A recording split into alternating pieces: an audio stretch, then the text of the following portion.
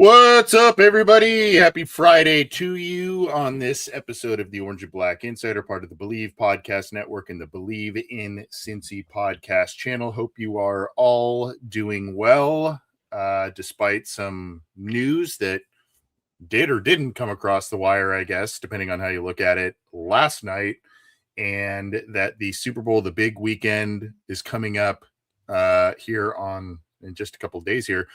John, are you a proponent of people? I know you and I really can't, in our line of work with the podcast and the writing and everything, we can't take a Monday, the Monday after Super Bowl off. But like corporate America, like, hey, stockbrokers or bankers or people doing the 9 to 5 stuff. Do you think that they should have a holiday for the day after Super Bowl, a little recovery day, if you will? I feel like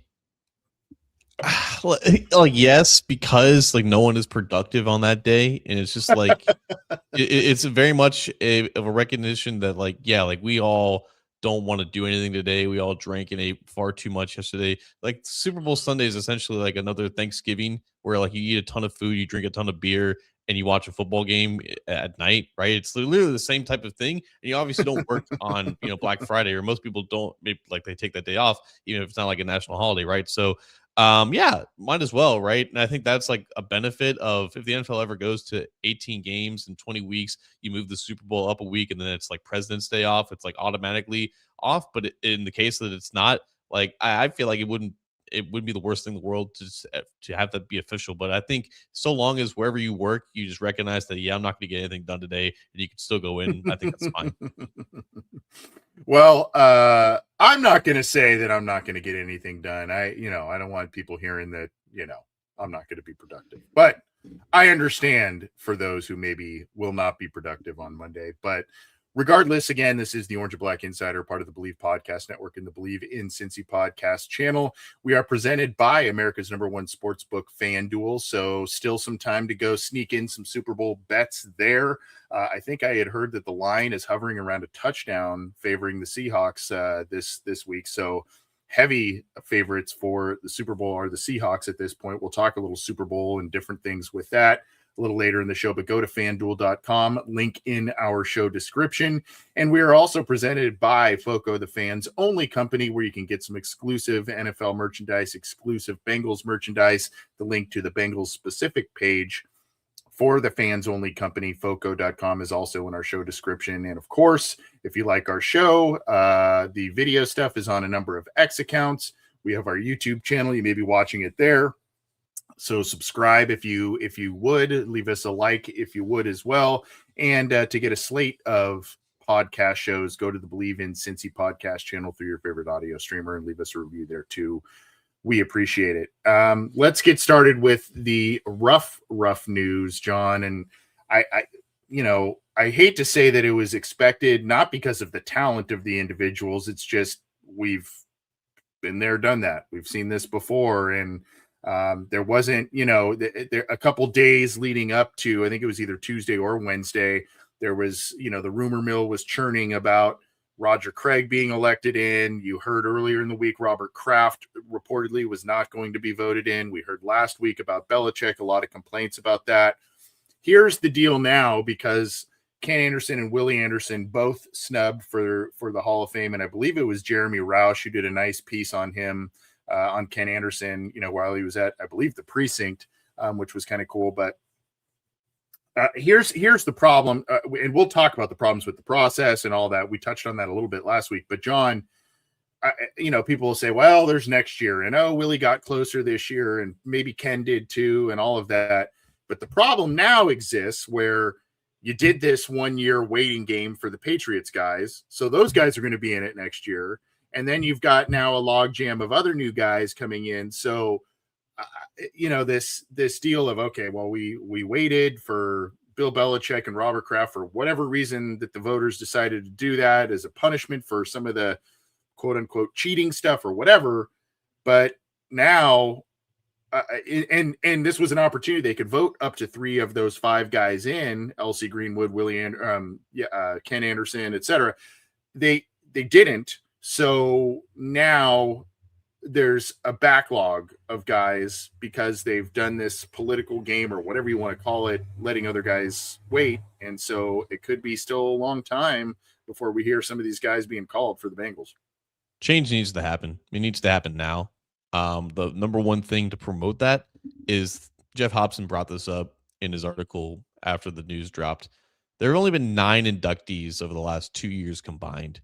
That is the lowest 2-year total for the Pro Football Hall of Fame since 2004, 2005, right? Everything that's happened in the past couple of years, the whole process of making, allowing it up to 3 senior candidates or / coaches, contributors to be in, it's worked the opposite way. It's made it more exclusive. And of course you want a sense of exclusivity with the Hall of Fame. That's what makes it special. But you have this, like you said, a backlog of not just like Bengals seniors, but just seniors in general, and a system in which voters have to pick between 3 of 5, and you need 40 votes in order to get any of those 3 of your candidates in. And so far through the first 2 years of this process, this is a relatively new process, only 2 seniors total have gotten in, right? So it was Sterling Sharp last year, and it was Roger Craig this year. I am not, and I think I can speak for you as well, I'm not going to disparage Roger Craig like people disparage Ken Anderson when the Bill Belichick news dropped. How could you vote for Ken Anderson when Bill Belichick's there? This is not about the qualities and the qualifications of the guys being voted in. It's the fact that the process was changed in a way that could get more seniors in, and it's working the opposite. And now Ken Anderson, who was a finalist for the seniors for the very first time, it was the first time he was a finalist at all since 1998, which was the last time an actually a live Bengals player was inducted into the Hall of Fame with Anthony Munoz, right? This only happened once. Ken Anderson, unfortunately, Ken Riley, was unfortunately passed away a few years before he was inducted into the Hall of Fame. The Bengals are just dying, literally, just to see this happen for one of their own guys. And it's whatever the Hall of Fame decides to do, it works against them. And it sucks for Ken Anderson, who is now going to have to go through the whole process again at 76 years old.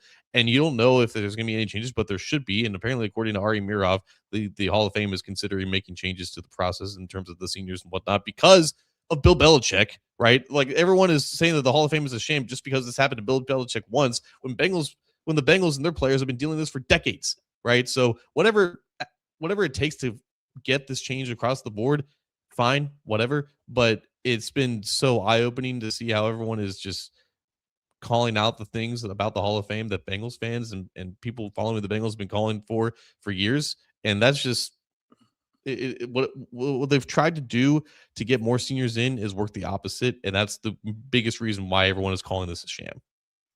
Well, first of all, I do want to give some kudos to our buddy Bengal Jim, who, his Jungle to the Hall and that sort of thing has led a charge amongst Bengals fans to bring awareness to some of these Bengal greats, including Willie Anderson and Ken Anderson, among others.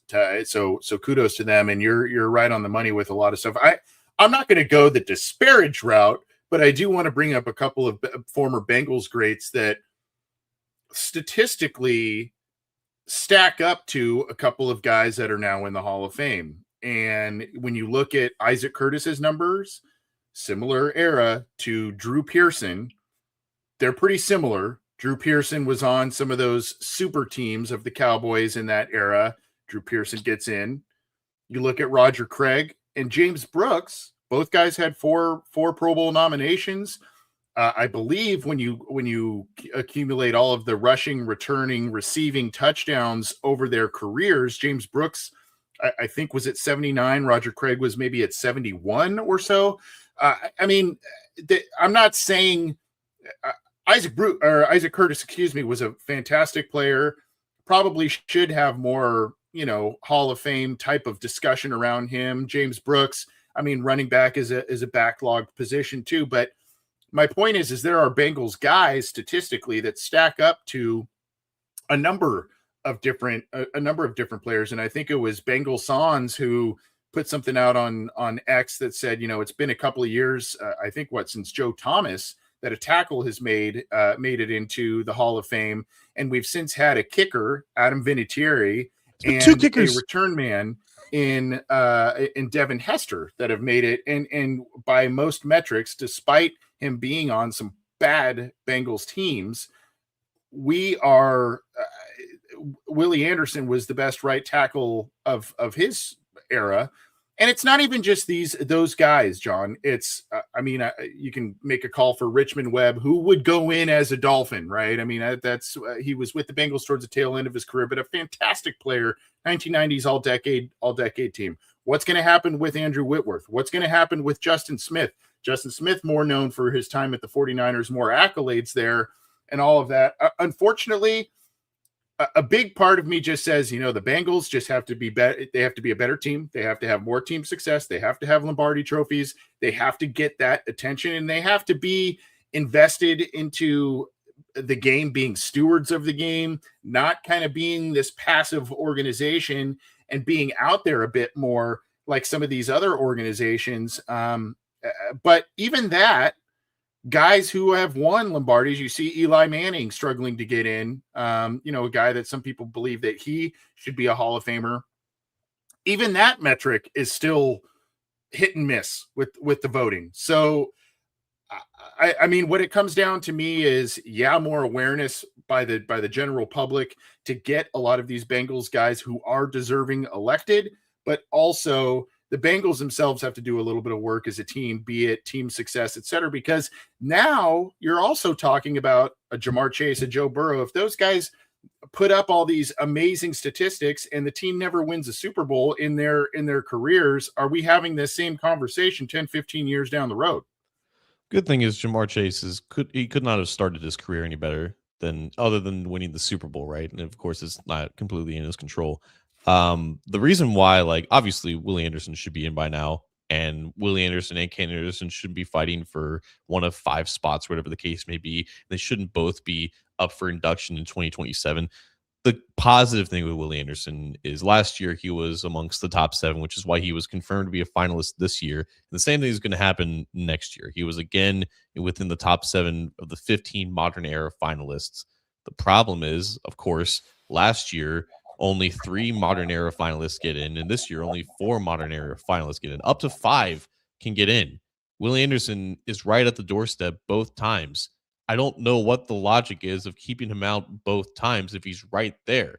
What else needs to be said about the only right tackle in the modern era of football with as many Pro Bowls and All Pros, who has the support from the people that he shut out for 10 years with the Bengals, with the tape that he has, just everything in Willie Anderson's resume speaks to one of the dominant players of his position of all time. Only Jackie Slater can say possibly that he's been better in terms of guys who are retired. Lane Johnson's going to have a great argument for being the best right tackle of all time once he hangs his cleats up. And I hope by then Willie Anderson already has a gold jacket to his name, because there's nothing more that he can do as a modern era finalist when you have, again, 3 spots for modern era guys that haven't been filled, up to 3 spots that haven't been filled over the last 2 years, and Willie Anderson's right there. What is the argument for keeping him out? It doesn't make any sense. The only reason why I'm not as mad about that compared to Ken Anderson is, of course, Willie is 26 years younger, and he's right at the doorstep as a modern era finalist. It seems like he's pretty inevitable to get in. I just can't say the same about Ken Anderson at this point. I can't, and the shame of it, and we've had both guys on our show. We're fortunate enough to do that. The shame of it is both of them are they're great guys. They're great. Ken Anderson was a NFL man of the year winner years ago. Willie Anderson, works with the youth and coaching, and he's around the Bengals and all kinds of. I mean, these guys are just great guys. It's not kind of some of the stuff, I guess, the rumors that are following around some of the Patriots guys that aren't allowing them in. It's not kind of the deal with T.O., who should have been a first ballot guy, but because of quote unquote attitude issues or what have you, that kept him out for a year as well. I mean, these are great guys, and it's not that is the ultimate thing that gets you deserving. It's obviously your play on the field too, but it's not like it's happening to, guys that you're like, this guy, they're great guys. They're great humans. And it's just a shame to see. And it's frustrating. It's frustrating to see the Bengals continue to get overlooked. And like I said, I kind of expected it. And again, it has nothing to do with those two and their abilities. I kind of just expected this to happen again. Unfortunately, I was hopeful that it was not. I know Willie leaked kind of a little video, like a little image or whatever about like, if you're expecting good news. And now looking back at that, I'm almost wondering if that wasn't just about him, if that was also about Ken, if it was about both of them. Hey, Bengals fans, if you're expecting good news, don't get too excited. So I just, again, I hope next year now, there are a lot of national guys saying, why isn't Ken Anderson in the Hall of Fame? A lot of the same people are saying that about Willie Anderson too, but I just worry about this backlog situation now, especially now you didn't let one of those Patriots guys in. You have to figure that at least one of them will be in next year. And so that muddies the waters further. Again, there's no rules here. Like, they can do whatever the hell they want, clearly. So if they want to make some exception to make sure that Kraft and Belichick can get over whining and just get in, fine, whatever the case may be. But they can't run this process back next year and then have those two guys get in, and then the other seniors, like you said, get the short end of the stick there. It sucks. And to your point about expecting this, of course, we all expect it, because again, the only time we've ever seen a Bengals player alive get inducted was in 1998. Like, it's just, it sucks. This is the expectation that they always get shafted in these situations, despite them coming so close. We never expected to go across the goal line because, for whatever reason, the 50 panel media members, aside from Jeff Hobson, obviously, they just don't see it. And that player who made it in 98, who was alive, Anthony Munoz, one of our favorites as well. He literally had to be the very best player like ever at his position in order to get that recognition. Like it was like, we have never seen a guy this good before play offensive tackle. So yeah, he has to be in. Otherwise, if he was like, maybe top 3 in his generation or something like that, who knows what would have happened. He was just, like you said, undisputed top guy. And that's why they're like, well, I mean, this is just an absolute travesty if we don't get this guy in right away. But they should have the same attitude about some of these other Bengal guys. I am worried.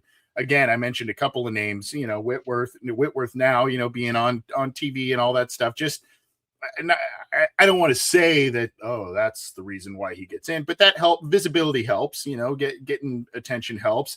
I worry also about a guy, and I don't want to keep going on and on about this because we've got more to get to, but I didn't say his name, but a guy like Geno Atkins, a guy who is very camera shy, a guy who does not, in his career, you barely heard a word out of him in front of cameras, and a guy who had 8 Pro Bowls, all pro player, one of the best interior defensive linemen ever. And I don't know how many people in league circles, really readily talk about him, or, the general public out there, how many people know about him? You know what I mean? And when his time comes to be eligible, is he just going to get lost? He is eligible. Well, further, yeah. I mean, is he going to further get lost in the shuffle further down the way, even with his credentials? Yeah, like he didn't even make it past the first cut this year. This was first year being eligible. It's a joke. Oh, I'm not expecting Geno. If he's ever going to get in, he's going to have gray in his hair. That's just what it is. Like, we have more access to tape and stats and production and everything like it. But like you said, most of this is just how public you are and how public facing that your image and your brand is. And that's the good thing about Whitworth. Eventually, he will get in because, fortunately for him, he went to a team that won a Super Bowl and he won Walter Payton Man of the Year. Now he's on TV. I don't think he gets in before Willie, but yeah, like going back to Anthony or Munoz real quick, like he was definitely the greatest left tackle of all time by the time that he retired. Willie Anderson has the same case at right tackle, and there's still this perception that right tackle is not as valuable. There's been a kicker and a kickoff returner in the last two classes. Like, what are we doing? This can't be about positional value now because those guys just happen to make great plays in the Super Bowl. It's just what it is. Don't tell me about right tackle is not as valuable as anyone else. Like that can't be the case when two specialists get in before him. And we do know that, unfortunately, in Willie's era, it was all about the left tackles, despite what, how dominant he was on the right side. It was all about, your Jonathan Ogdens and, all those kind of guys. And also, by the way, like I said, Webb played during a portion of Willie's career as well. So, he was one of those dominant left tackles too. But I don't know. We'll see what happens. Things need to change. Bengals need to get more hype, more recognition. That is for sure. Well, one of the, I guess, more fun elements of this media week and in the week leading up to the Super Bowl is the Pro Bowl. They've obviously changed it. It's a flag football format, and the joke that the game actually became in Hawaii, which was two-hand touch basically, is no longer the case. So we saw Joe Burrow make some plays. We saw Jamar Chase make an interception, and I think he returned it for a touchdown, right? So there were some fun moments from some Bengal players there. Pretty cool again that T. Higgins and Joe Flacco were assigned to the Pro Bowl team, and good on them. I know the some of the the moving parts of the Pro Bowl rosters was kind of caught some heat, but those two guys, even if Flacco played what was essentially a majority of the season, but not a full season, he still put up some very good stats with the Bengals, as did T. Higgins throughout the whole season. But before we kind of get to more T and Jamar, and by the way, please go check out our interview with T. Higgins and Chase Brown that we did about a week and a half ago or so. But that was a lot of fun. But your thoughts on the Pro Bowl, what you saw, and what you think of the game and its format to this point? It was fun to see Joe Burrow have some fun. Jamar, I think he was caught saying, he was mic'd up saying like, oh, like there's gonna be a lot of trick plays this year. And of course, Joe Burrow passes to Devon Achane. Achane passes back to him. He scurries in the end zone with like the biggest guttural roar I've ever heard him yell after spiking the ball. It's like, yeah, like he didn't have to be there at all. Obviously, he's still got a turf toe that needs healing fully, but he decided to go there and just have fun playing backyard football with his friends, and obviously with some of the best players in the league. So that was fun to see, and obviously quell some of the narratives about his mental state with the Bengals and things of that nature. But Garrett Bowles, man, had caught like 2 touchdowns, like a 2-point conversion that got called back. I think if they're still trying to figure out like how to make the Pro Bowl more watchable, just have it be all offensive linemen. Have just guys running routes, offensive linemen like running the ball, trying to make tackles, open play. Those guys, obviously, Bowles is an amazing athlete, but they're getting more and more athletic like him, and they can do more and more of those things. And I think that was definitely the highlight of the entire thing, aside from Jamar Chase's one-handed pick six. But I think people just love seeing the big fellas do plays, right, and do receiver and running back type of moments and whatever. So if you want to have like this sort of modified Pro Bowl version, have it just be an all offensive lineman exhibition. I think people would really enjoy that. Yeah, the what were they calling it? The Pro Bowls or whatever, because of Garrett Bowles. Yeah, that was fun to watch. Yeah, I mean, or yeah, I mean, I know they do different little things, but I mean, being where the the game is, the Pro Bowl game, and doing what they can with it to have some fun. It's good to see, and it's funny because Burrow kind of, I can't remember if it was on the sideline or after the game or something, but like you said, he mentioned something to the effect of that quote from what was it, December, where he said this basically isn't fun, and football's not very fun right now, et cetera, et cetera. He kind of put that all to bed, which is funny because no national media really ran with that quote, but the previous one where and granted, I know it's in season, when this is happening. But the previous one where he said, I'm not having fun, blah, blah, blah, blah, blah. That one got tons of run, and still people are still talking about it a month and a half or so later. But it was good to kind of see him and hear him put some of that stuff to bed. Yeah, 100%. I think I don't know if you've been catching any of this, but there are a lot of people with the Vikings and Vikings fans who are hoping that the Vikings trade for Joe Burrow. And as ludicrous and outlandish as that is, I saw some people seem like, I don't know if he actually likes football. I don't even think that would be a good trade for the Vikings. God, this needs to be put to bed. Good God. Yeah. Come on. Part of that too, T Higgins and Jamar Chase were, I think they kind of announced it. What was it on Kay Adams' show up in Adams, I believe, where they are going to be doing a podcast together. This is kind of becoming a trend. Obviously, the Kelsey brothers, they have a massive podcast that's very popular. I know, is it Micah Parsons who does a show as well where he does stuff. And then obviously, of course, Ocho Cinco is linked up with Shannon Sharp, and I know Ryan Clark and some other guys. I know Brandon Marshall was involved. They have a popular podcast. So this is kind of becoming a trend. It'll probably be a highly entertaining one. You saw the kind of some of the lead up to that was Jamar Chase. I think after the season, what was he playing an online video game with people and chatting? And I think that kind of led into that. And both these guys have awesome personalities. And that interview with T where he's talking about the touchdown catch against Chicago and all kinds of stuff. These guys they have fun, and they're funny, and they obviously have a great friendship, great working relationship on the field. But another part of that interview, John, I know Kay Adams was like, hey, who would you like to see the Bengals get? We could have asked those guys that question when we talked to them. I always get a little hesitant about that because contract stuff and all that kind of stuff. It's kind of like, do you pry with that? But hey, credit to Kay. She asked the question about that.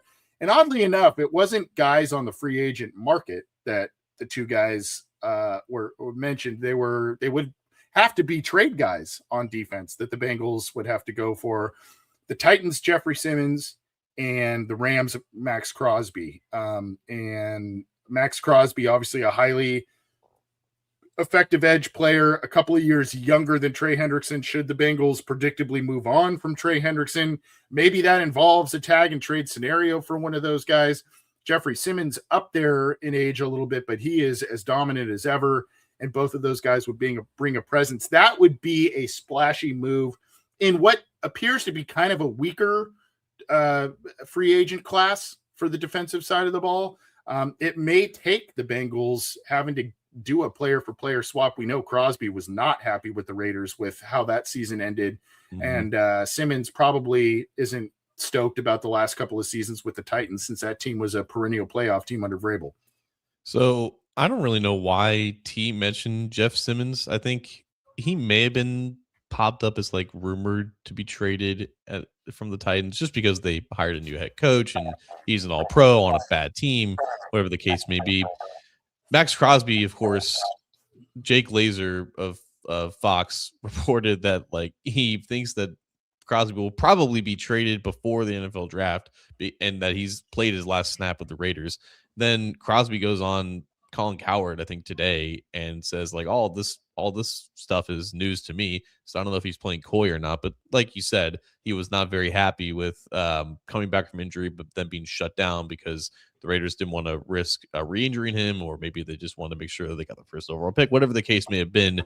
I would probably bet on Max Crosby being more available than Jeff Simmons, but I think the reason why they labeled those two guys is you're right. Those are by far the very best players possible that could be on the move, whether in free agency or in terms of trades from other teams and whatnot. But I think we can both say that neither one is very likely to join the Bengals in 2026, even if they are available. It would take some sort of a haul to get either one into Cincinnati. But I think the point of it is they realize that they need some sort of star power on the defensive side of the ball like they have on the offensive side of the ball, especially with their main star, Trey Hendrickson, probably not going to be here in 2026. How do you replace that? It's probably not going to come through the draft immediately. And like you said, the free agent options, there are a good number of quality ones, but not a lot of high-end ones. And even if there were a lot of high end ones, like a Mill Williams last year, he got a contract that I would never expect the Bengals to end up signing. So I don't know if it's even possible that the Bengals could even figure out the compensation that they'd be comfortable giving away, because they're not a team that likes to give up straight draft picks for players in return, but that's clearly what's on their minds right now. Well, I mean, both those guys, even with the age and probably the contract numbers and probably even what those teams demand, would be kind of a blockbuster situation. But then again, some of those teams, if it is, particularly Crosby, but if it is a situation kind of similar to what Hendrickson is dealing with the Bengals, where it may be just kind of like, this is dragged on for a couple of years. I know Crosby, signed a deal and all that kind of stuff, but it could be just for all parties. I need a change.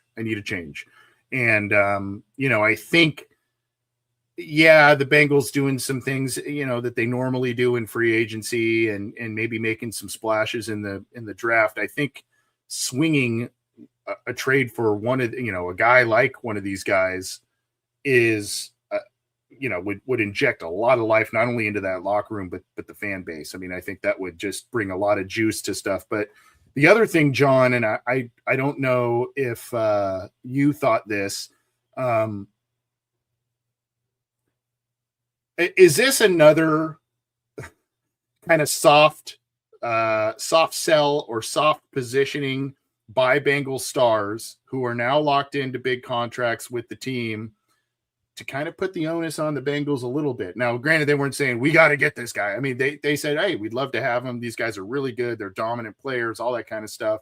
They weren't saying, Mike Brown, make it happen. But it kind of was a little bit like what Joe Burrow was doing last year, just kind of putting, hey, putting that idea out there, Bengals management. Can we, we've got the stars on offense in place. Let's get some stars on defense too. I think Jamar was even more direct. He was talking to, who's he talking to? I think he was talking to Pat McAfee, and McAfee asked him like a relatively innocent question, and Chase said, "Yeah, I've talked to Zach already this offseason. I'm pushing for us to add somebody on the defensive side of the ball to make a difference." I'm paraphrasing a little bit there, but obviously Zach being the conduit between the locker room and the front office as the voice of the team during the season and whatnot. I think you're 100% right in terms of they now recognize themselves as like, okay, like we got paid, we're here for the long haul, and that gives us the right to kind of voice what we think should happen on the team. Not because obviously they were always good enough and to be in that position, but it definitely helps to have that sort of security in terms of a contract in your back pocket. And that's the reason as to like, yeah, like I'm here, I chose to be here, and I want everything happening here to be as good as possible. And they both know that the defense needs an influx of talent. So yeah, I think it's exactly what Joe Burrow did last year. Joe Burrow was, banging the table for the team to pay his teammates like they paid him.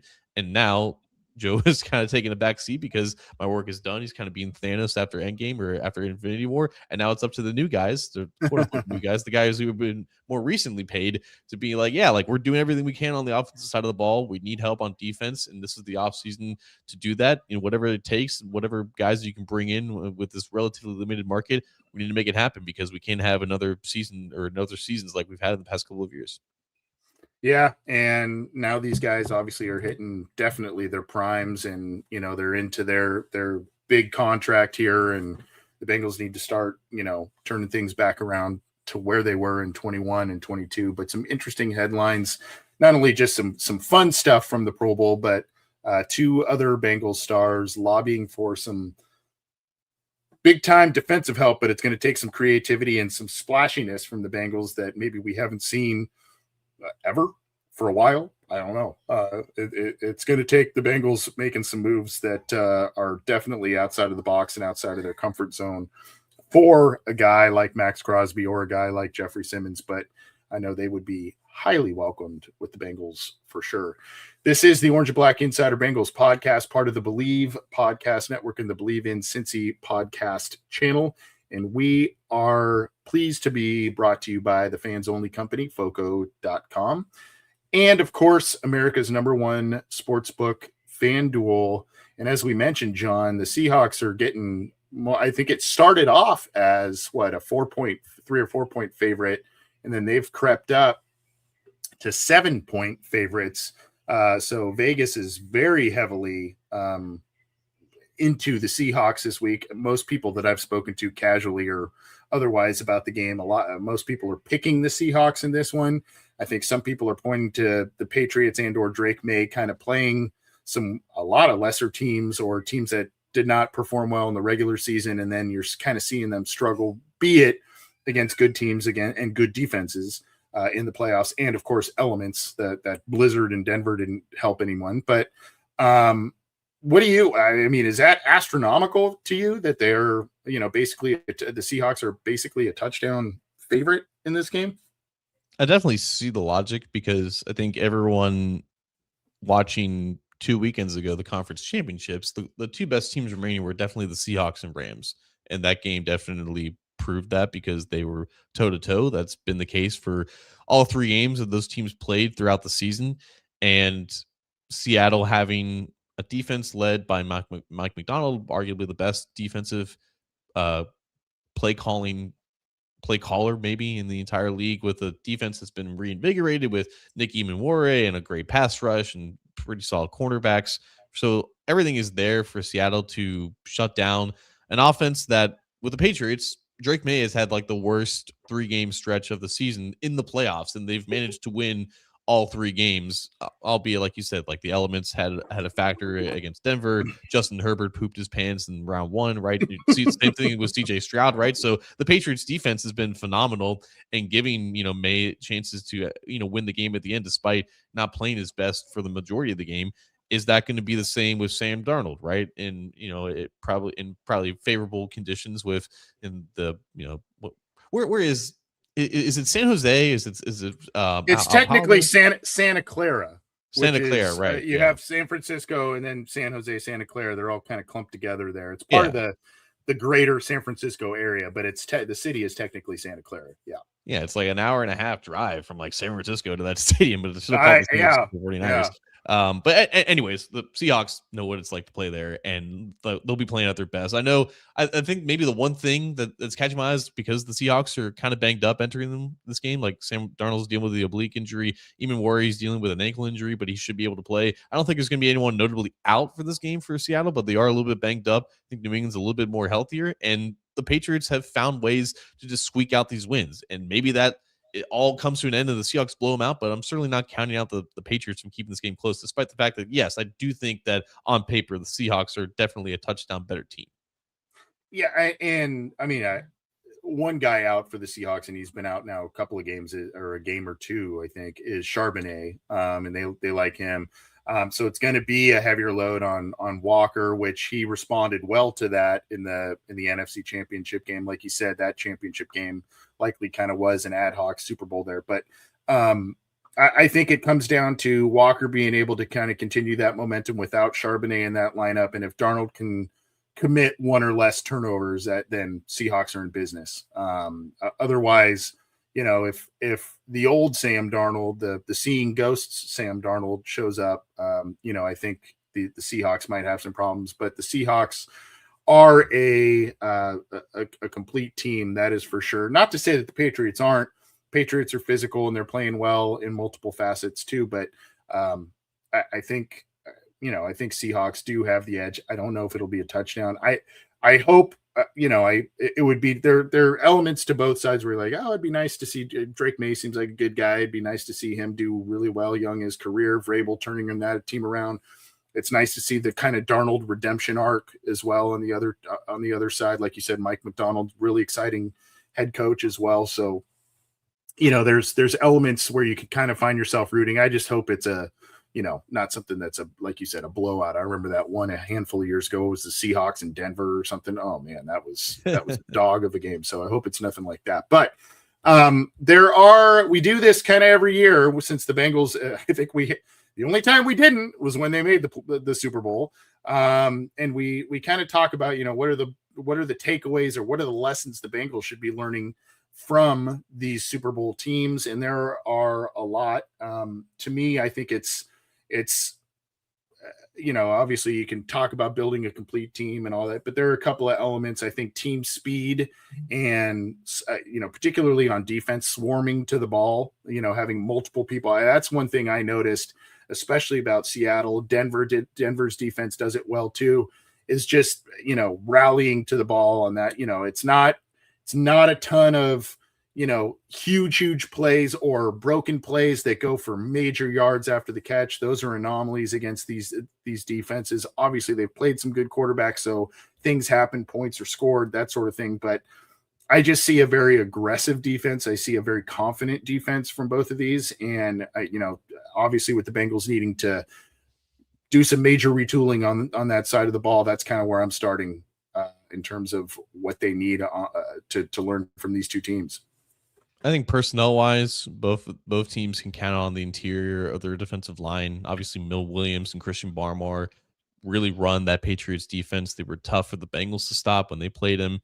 And they've just been wrecking balls really for opposing offensive lines. That was the case against the Denver Broncos as well. And then with Seattle, they have just a really balanced front four. Leonard Williams is still doing it, year 11 or 12 in the league. So like, typically, and this is not a surprise, like the teams that end up last in the playoffs in the Super Bowl, they have quality defensive tackle rooms, and it's been such a weakness for the Bengals really since hopeful future Hall of Famer Geno Atkins has retired. They haven't actually replaced him. They had 1 year of Larry Ogunjobi. They've tried to make BJ Hill a little bit more of a pass rusher than he actually is, and other than that, it's been swing and a miss basically every single time that they've tried. So that I think every single year they want to get better there, and they either just don't have the guts to go out and pay for someone like of that caliber, or they try to draft one and it doesn't work out, or they miss out on drafting someone like Byron Murphy, right? Like Byron Murphy was a Bengals target for the Bengals, and he goes one pick ahead of them to the Seahawks, and Byron Murphy is one of the best young defensive tackles in the game. So yeah, like personnel wise, I think it really starts there in terms of the biggest difference between these teams. Obviously, you take Burrow over Sam Darnold and probably over Drake May too at this point. So there's no worry there. Obviously, Jackson Smith and Jigba is a phenomenal receiver, but you'll take Jamar Chase and T. Higgins, and you'll take them over Stephon Diggs. So offensively, like the Bengals can compete against these teams. But other than personnel, Anthony, I think coaching stands out too. Mike McDonald, one of the best coaching hires in recent memory. He's on track to being like the first defensive play calling head coach to win a Super Bowl since Bill Belichick. And even before Belichick, it was Pete Carroll back in like the Super Bowl that you said in 2013. Clint Kubiak is going to be a head coach for the Raiders, and he's done wonders for Sam Darnold. And then, of course, the Patriots had this 1 year turnaround with Mike Vrabel, who brings a great defensive mind to the Patriots, and Josh McDaniels is a great fit for New England in that organization, whatever the case may be. So it's really hard to get to the Super Bowl when you have giant question marks on your coaching staff, and I think these are two of the best. So teams that are built from the inside out in terms of the line of scrimmage, and then having great coaches and great schemes to take advantage of what you do best, and it can kind of hide some of those weaknesses, because the Seahawks don't have the best offensive line, but they still have a great offense because they have a great scheme that kind of hides a little bit. So it's been great to see the Seahawks and their coaching staff and just take advantage of that roster. And obviously the 1 year turnaround is why the Patriots have the coach of the year and the assistant coach of the year.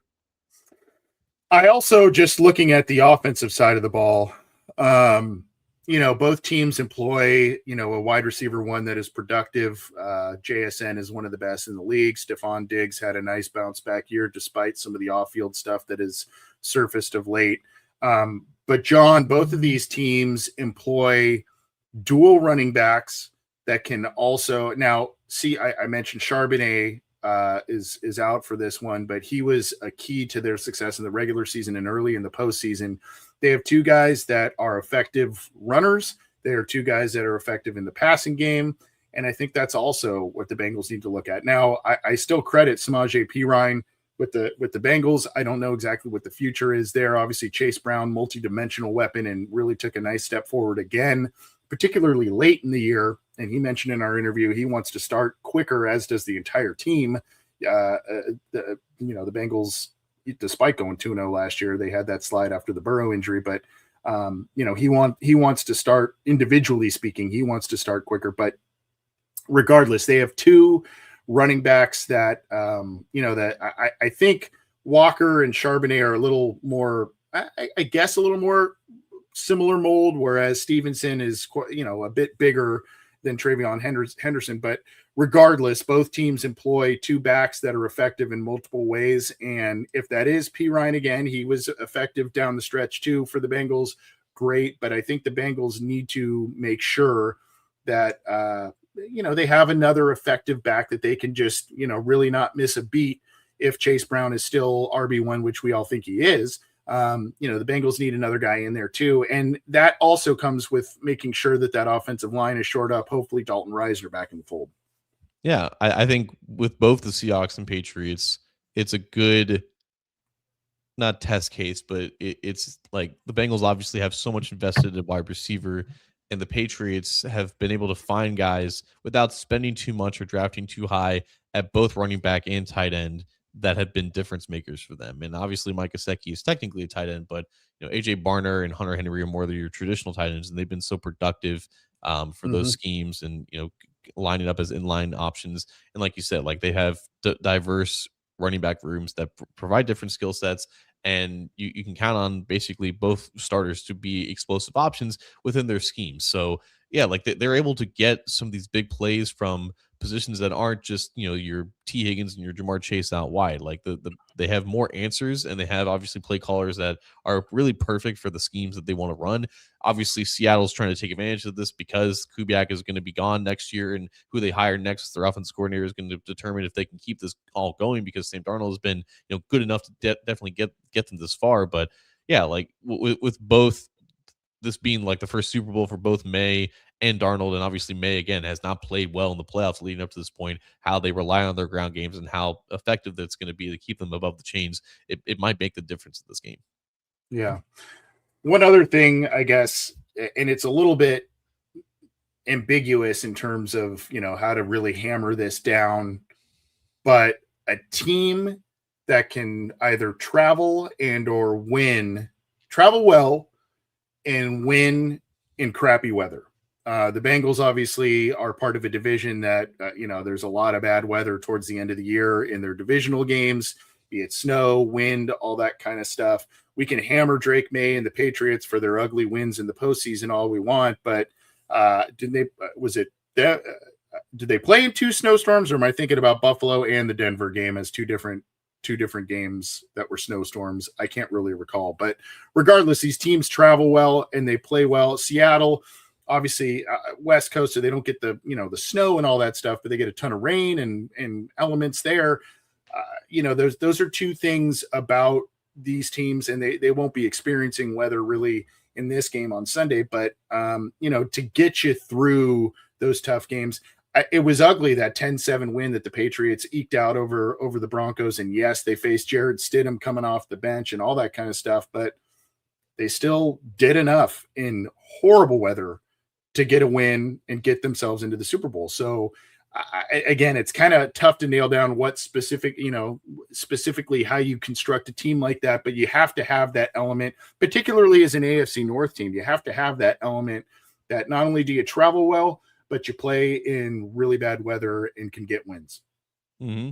And obviously the Bengals, their last playoff win came in a pretty snowy environment in Buffalo a couple years ago. And I think, so the Patriots beat the Texans in the second round. It was like, it wasn't snow, but it was like windy, and it was also like a weird type of rain where it made it hard to grip the ball. And that's, led to CJ Stroud having the worst game of his life. And Drake May wasn't much better because he fumbled the ball like 3 times in that game. Yep. I think they recovered all of them, right? So again, May has been phenomenal this season. He was 1 vote away from winning the MVP. And if he plays like that, this game is definitely going to be close, if not the Patriots actually winning. But again, I think every Bengals fan should have celebrated when Mike McDonald left from the Ravens to be the Seahawks head coach, because he's done a phenomenal job of turning that team around, and he makes such great calls. He has such a great scheme with their defense. I think it's going to give May a lot of trouble. So me personally, Anthony, I still have the Seahawks winning this one. I think they get revenge from what happened 11 years ago, but I think the Patriots are going to cover it though. I think May is going to play better in more decent weather. It's going to be the whole like 2 weeks rest thing if everyone resets. I think Mike Vrabel's going to call up a trick play and get one of his defensive guys a touchdown. Like he got 2 touchdowns back in his Super Bowl days as a way to turn the tide. But I still think the Seahawks are going to win this one in a very close game, probably like a 28-25 type of game. I'm with you on that. It would be poetic justice if late in the game, Seahawks are at the goal line and they punch it in with a run instead of a pass that gets intercepted. So those are our thoughts on the Super Bowl and maybe what the Bengals should be taking away from these two teams who had excellent seasons. Before we get to dropping the mic, of course, we got to get to Mr. Generosity. Thank you so much for the super chat. We did already touch first about 15-20 minutes of the show about the Hall of Fame and our gripes with it, but you are asking specifically about the Belichick snub. I think the Deflate Gate, I think the taping stuff, and also, unfortunately, this really shouldn't. I mentioned Terrell Owens earlier. This really shouldn't play into it, but I think just the prickly demeanor and Bill Belichick. I mean, a lot of these voters have, I think most or all of them do have some sort of media background, and his relationship with the media and them trying to ask prying questions, particularly after losses, his answers were terse at best, rude at other times. And I don't want to say that played into it, but when he's not chummy with maybe some or a lot of the people in that room, maybe he's not going to get, if there is a close vote between guys, maybe he's not getting the benefit of the doubt. So it could be a cumulative effect of a number of different things with Belichick. The only reason why I don't think it has anything to do with all of that other stuff is because the whole process of voting in seniors along with the coach and the contributor is so screwed up that the voters who did come forward and say I didn't vote for Belichick, I think almost all of them said like I prioritize getting the seniors in because we know that Belichick and Kraft are eventually going to get in, and that can't be said the same with Anderson, Craig, and Elsie Greenwood. So I'm going to take them at their word just because the process is even worse than the idea that Belichick would be snubbed because of petty reasons like this.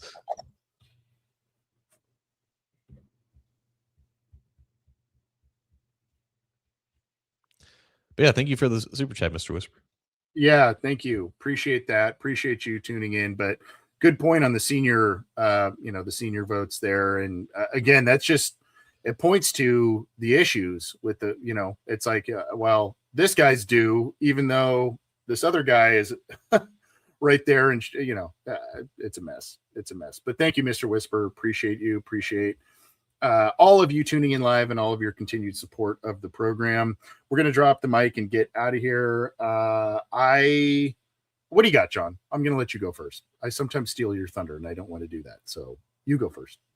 I didn't really have anything else. I just want to make it very clear that the Hall of Fame is a sham at this point. So until things change, it is a sham to me. Yeah. I guess, for an off season that we have, and yes, we're guilty of it a bit on this show, and a lot of fans are, a lot of other shows and media members are, about being critical of Zach Taylor. There was an article that came out this week. I believe it was Kelsey Conway who mentioned it. And of course, Jay Morrison, who has been going through a really tough time with the loss of his beloved wife unexpectedly in the winter time. For all the things we like to nitpick about Zach Taylor, yes, we applaud his success as a coach too for the Bengals and what the Bengals have done under him. The good guy that he is, the great guy that he is, continues to shine through. There was, and I do want to, credit Kelsey Conway of the Cincinnati Enquirer. I think it's been on some other places as well. But Zach Taylor, long story short, Zach Taylor and Brian Callahan stepped up for a celebration of life service. And I like that phrase much more than funeral. But or a memorial type of thing, but a celebration of life for Jay Morrison's wife. And he said, tell me what you need. Did Zach apparently, and he and Brian Callahan made it all happen. And not only attended the event itself, but paid for things and made sure all the logistics were set up and all of that. So, for all the things we hammer on for Zach Taylor and all the things we applaud him for, this is another one in his corner that we should greatly applaud him for, because this was a very nice move. And One he did not have to do for sure. This isn't technically a member of the Bengals organization, but someone who is very closely affiliated with the organization. And I just wanted to shout him out for that because, and Brian Callahan, because both of them did good on them. I mean, Callahan's not even employed by anyone, so that money was coming out of his pocket, and he's doesn't know where his next paycheck is coming from. But I mean, yeah, it speaks volumes to someone who's no longer here in terms of working with the team, but has obviously communicated with Jay for 5 years when he was with the Bengals organization. Jay has been covering the team since 2013 when I was still in high school. He's been with multiple publications, one of the very best on this beat. And yeah, that news was so shocking. I can't imagine the things that he's gone through the past 6 or 8 weeks or however long it's been at this point.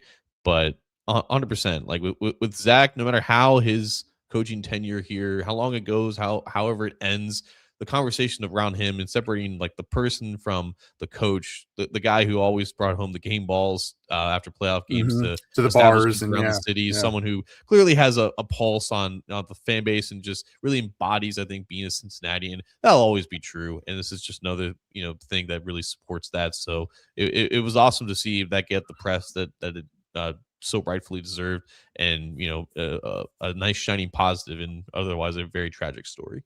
Yeah, absolutely. And obviously just in a time of tragedy and mourning, just being able to even take stuff like that off of someone's plate and say, hey, or give it to me, let me do this, and you worry about your family and being together, that sort of thing. It's a very, very nice gesture. We're going to get out of here. Dan the Man, one of our favorites. Would Randall have voted Belichick in? He would have prioritized the seniors too, because he's a senior himself. Yeah. We got a carbon date Randall. See when that skeleton was. He was definitely pre-merger in his playing days. Oh boy! All right, well that's going to do it for John and I on the Orange and Black Insider. Thanks for joining us on this Friday afternoon, John. You're the best, buddy. Appreciate you, and go check out our other past shows. And like I said, our recent interview with T. Higgins and Chase Brown should be pinned to our YouTube channel page. Go check that out. We had a good chat with them, and we appreciate all of you. John, we'll be back soon, my friend, and talk some more Bengals. And next time we'll talk a little bit more free agency, draft, maybe some profiles, that sort of thing. If you are game, maybe the wheel, maybe we'll bring back the wheel, Now you're speaking my language. Things are heating up. It's heating up. When the wheel breaks out, things are heating up. Take care, everyone.